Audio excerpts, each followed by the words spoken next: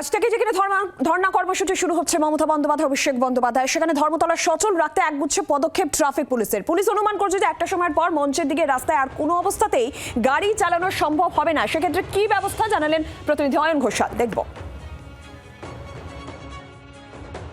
ধর্মতলার metro চ্যানেলে মুখ্যমন্ত্রী মমতা বন্দ্যোপাধ্যায় এবং তৃণমূল কংগ্রেসের সর্বভারতীয় সাধারণ সম্পাদক অভিষেক বন্দ্যোপাধ্যায়ের ধর্ণা মঞ্চের সামনে একটা অংশের রাস্তা, যে রাস্তা পার্ক স্ট্রিট থেকে চলে যাচ্ছে ভিক্টোরিয়া হাউসের দিকে অর্থাৎ উত্তর দিকে, সেটা বন্ধ রাখা হয়েছে। তারপরে একটা কাটিং রয়েছে, সেখান থেকে আপাতত গাড়িগুলিকে দক্ষিণ থেকে উত্তর দিকে আসতে দেওয়া হয়েছে। কিন্তু বেলা বাড়লে এই পরিস্থিতি পাল্টাবে।